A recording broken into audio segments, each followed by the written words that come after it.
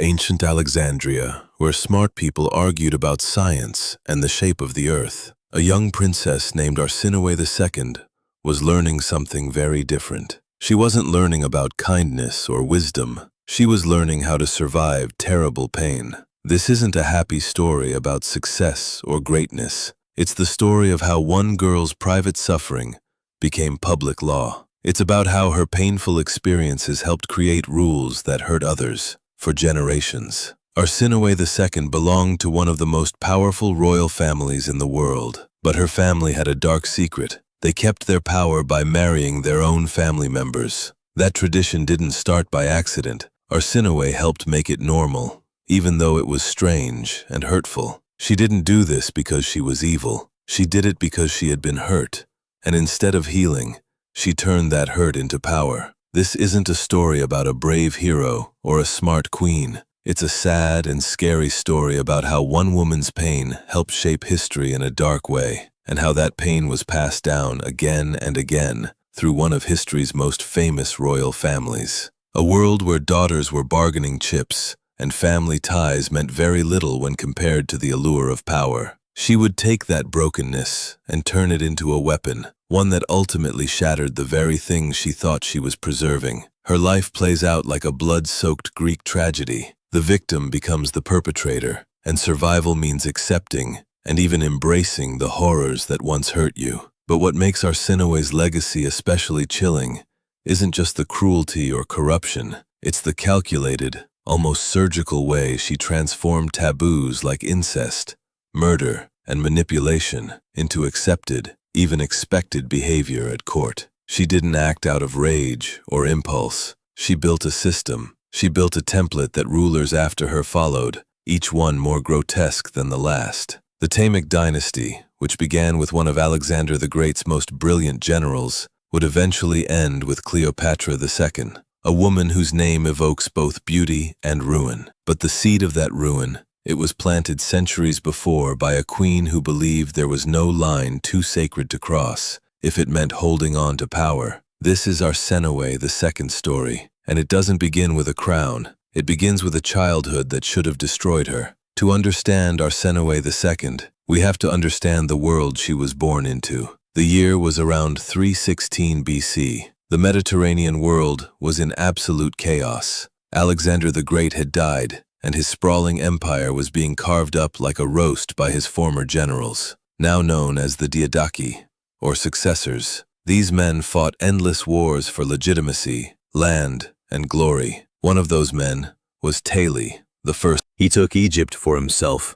and declared Alexandria his capital, and so began a dynasty that blended Greek and Egyptian culture, but only on the surface. The court at Alexandria was a strange hybrid. You had Macedonian military customs merging with Egyptian divine kingship. You had scrolls of Plato next to statues of Ra. You had Greek gods standing alongside hieroglyph-covered temples. But for all its cultural sophistication, the Ptolemaic court was a blood-soaked machine of manipulation and violence. The Ptolemies were conquerors, plain and simple, and they stayed in power not through love or legitimacy, but through sheer force and clever politics. One of their most effective and ultimately most destructive political tools, the Egyptian tradition of royal incest. In this environment, royal women weren't daughters, sisters, or wives. They were chess pieces. A princess could be a diplomatic gift, a bargaining chip, or a locked-away asset to prevent her bloodline from being used by rivals. A royal daughter's greatest value was her lineage, because in a world where power was inherited, whoever had access to royal blood could claim the throne. And this created something grotesque. Fathers who viewed their daughters as both potential weapons and potential threats. In this twisted reality, protecting a daughter might mean marrying her off to an elderly general or marrying her yourself. Arsinoe was born right into the heart of this madness. Her father was Ptolemy I, and her mother was Bons, one of his wives. From her earliest days, she lived in the shadow of court brutality, executions, poisoned goblets, assassinations disguised as accidents. But what affected her most weren't the public cruelties. It was the private ones. Ancient sources speak in whispers and vague euphemisms about Ptolemy's fondness for his daughters. They don't say it outright. These things rarely were said openly, but the implications are hard to ignore. Later historians like Plutarch and Strabo hint at something darker, something unspeakable, something even barbarians would not condone. Modern scholars, piecing together fragments from scattered texts and patterns of behavior, believe Arsinoe may have been sexually abused by her father. There's no confession, no letter, but the signs are all there. Signs that show up not just in her early trauma, but in the policies she would later impose on an empire. At the age of just 15, Arsinoe was married off to Lysimachus, one of her father's generals, a man old enough to be her grandfather. Far from a rescue, this marriage became another prison. Lysimachus was cruel, paranoid, and prone to fits of rage. Arsinoe was traded from one monster to another, the father who exploited her, and the husband who saw her only as a vessel for future heirs. But it was in Lysimachus's court that she learned her most important lesson, the one that would define her rule: morality. That was for the powerless. The powerful didn't need it, and they rarely had it. She watched her husband execute his own son on a whim, based only on suspicion. She saw how easily rumors could kill, and slowly, step by step, she began to learn the rules of survival. It didn't happen all at once. The change was gradual. She didn't wake up one day as a tyrant. It was piece by piece, compromise by compromise. Every time she chose survival over conscience, she gave up a little more of her soul. By the time she was 20, Arsinoe had mastered the dark arts of palace intrigue. She had her own informants. She brokered secret deals, and most importantly, she had learned how to keep her real thoughts hidden beneath a perfectly controlled mask.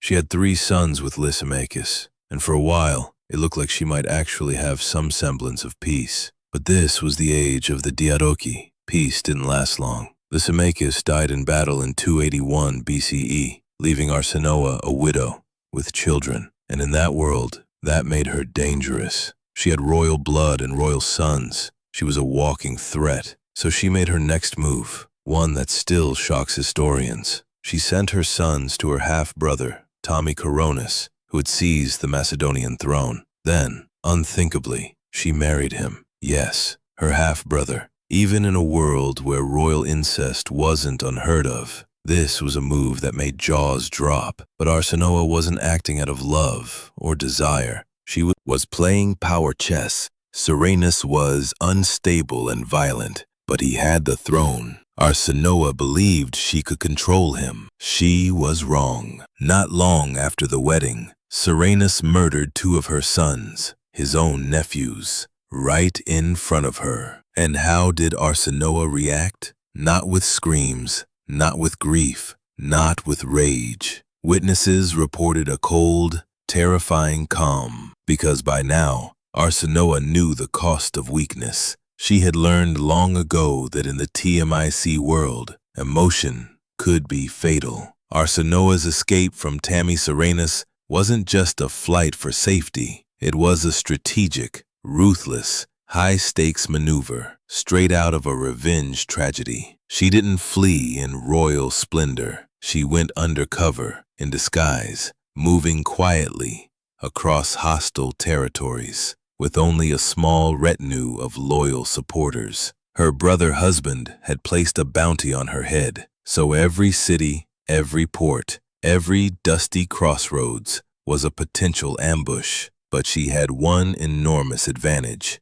a complete and utter lack of moral hesitation. She bribed whoever needed bribing. She blackmailed officials with secrets collected over years of court surveillance. And though we can't say for certain, some historians believe she may have arranged the quiet assassination of more than one person who stood in her way. Eventually, after navigating a web of enemies and old allies, she made it back to Alexandria. The brother who now ruled there was Ptolemy II Philadelphia, another half-brother, and this reunion would alter the course of Egyptian history. Ptolemy II was married at the time to Arsinoe I, not to be confused with Arsinoe II. That marriage wasn't going well, and it had produced no male heirs. Arsinoe II saw her opening, and she took it. She used everything at her disposal: charm, manipulation, shared trauma, and political savvy. Slowly, she persuaded Ptolemy II not just to divorce his wife, but to marry her, his full sister. Even in Egypt, where pharaohs had practiced sibling marriage for centuries, this was a scandal. What made it so shocking wasn't the act itself, but the sheer orchestration of it. Arsinoe didn't passively accept the proposal. She orchestrated the whole thing. She helped fabricate charges of treason against her namesake, Arsinoe, to justify the divorce. And once the path was clear, she married her brother and took her place as queen. But here's the thing. She didn't just want to be queen. Arsinoe II demanded more. She wanted to rule as an equal. Coins minted during their reign show the siblings' faces side by side, equal in size and prominence. Official decrees bore both their names, and she took a new title: Philadelphia, sibling, love. What might have been whispered shame in another court became under Arsinoe a badge of power. But the real shift wasn't in titles or coins. It was in policy. Arsinoe didn't just marry her brother. She turned sibling marriage into an official state doctrine. From that point forward, the expectation was clear. Ptolemaic rulers should marry inside the family, preferably their sisters. She justified this not only politically, but theologically. In Egyptian mythology, sibling pairs like Isis and Osiris were divine. If the gods did it, why not the rulers? And it wasn't just symbolic. She embedded this incestuous logic into law, into ritual, into religious festivals. The cult she created around herself and her brother presented their union as sacred. Temples were dedicated in their honor. Priests were instructed to praise the sibling gods in prayers and ceremonies. Poems and hymns glorifying their marriage were commissioned and recited in the streets. It was a masterstroke of propaganda. Arsinoe had taken a deeply disturbing personal trauma, abuse, incest, betrayal, and turned it into a cornerstone of imperial ideology. In the short term, it worked. Egypt was stable. The power of the Ptolemaic dynasty was consolidated. Rivals were eliminated. Legitimacy was unshakable. And Alexandria entered a golden era. Trade routes expanded. The Library of Alexandria flourished. Scholars and astronomers gathered from across the world. There was an explosion of learning, of wealth, of culture. But beneath the surface, something was rotting. Sibling marriage might have kept power centralized, but it came at a biological and psychological cost. Each new generation became weaker, sicker, and more unstable. And we can trace that decline directly through the descendants of Arsinoe II. Ptolemy III, Arsinoe's son, was competent, but his children, that's when things began to spiral. Ptolemy there was known for his cruelty and indulgence. He reportedly drowned political opponents in vats of wine, then drank a toast over their corpses. Ptolemy there VII, nicknamed Fis Khan, meaning fatty, was so grotesquely obese he could barely walk. He was paranoid, violent, and known for ordering mass executions during dinner parties. And it didn't stop there. Each new Ptolemy seemed more broken than the last. Some murdered their mothers, others wed their nieces or sisters, and then murdered them too. Cleopatra II had to wage civil war against her own husband to protect as queen. But here's the thing. She didn't just want to be queen. Arsinoe II demanded more. She wanted to rule as an equal. Coins minted during their reign show the siblings' faces side by side, equal in size and prominence. Official decrees bore both their names,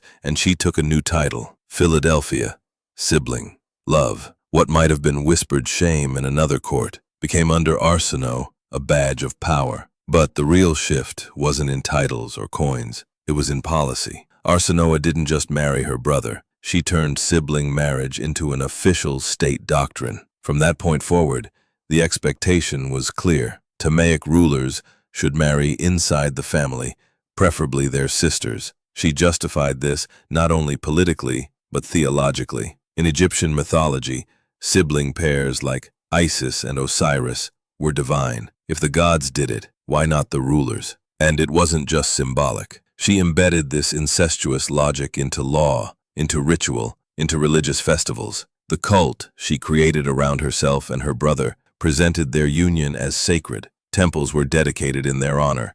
Priests were instructed to praise the sibling gods in prayers and ceremonies. Poems and hymns glorifying their marriage were commissioned and recited in the streets. It was a master stroke of propaganda. Arsinoe had taken a deeply disturbing personal trauma, abuse, incest, betrayal, and turned it into a cornerstone of imperial ideology. In the short term, it worked. Egypt was stable. The power of the Ptolemaic dynasty was consolidated. Rivals were eliminated. Legitimacy was unshakable, and Alexandria entered a golden era. Trade routes expanded. The Library of Alexandria flourished. Scholars and astronomers gathered from across the world. There was an explosion of learning, of wealth, of culture. But beneath the surface, something was rotting. Sibling marriage might have kept power centralized, but it came at a biological and psychological cost. Each new generation became weaker, sicker, and more unstable. And we can trace that decline directly through the descendants of Arsinoe II.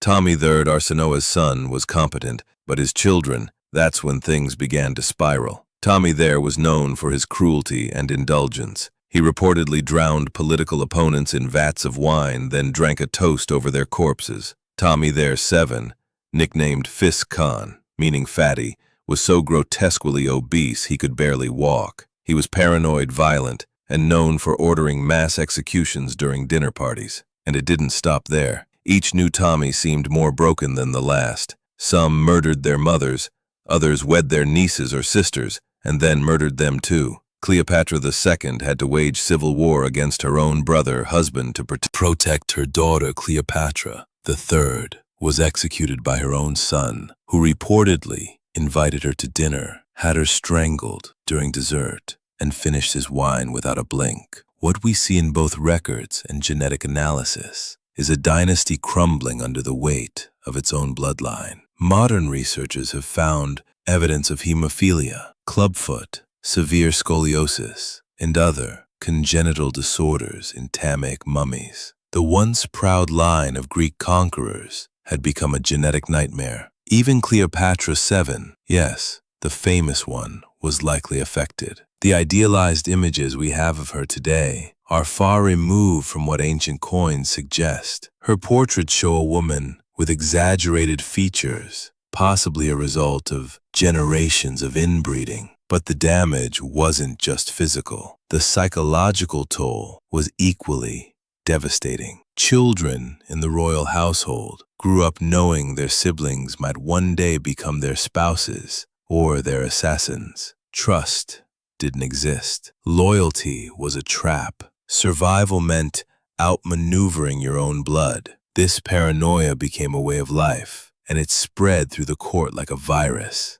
Courtiers followed their ruler's example. The incest, the betrayals, the murders, it all became normalized. Abuse wasn't hidden, it was part of the game. And as that culture took root, the entire administrative structure of Egypt began to rot. Governors emulated the royal family. Priests offered blessings they didn't believe in. Theological justifications for incest were recited like party lines. Everyone was complicit, and no one believed any of it. Even religion wasn't safe. The Egyptian priesthood, which had survived for millennia, was hollowed out by its forced alliance with the ruling family. Traditional gods were now props in a grotesque family drama. The spiritual backbone of Egyptian culture was replaced by state-sponsored incest cults, orchestrated by a queen who had learned to use trauma as a tool of governance. The longer Arsinoe's policies endured, the more brittle the system became. Egypt looked powerful from the outside, but inside, it was crumbling. And by the time Rome came knocking, the Ptolemies were too broken to resist. Cleopatra II,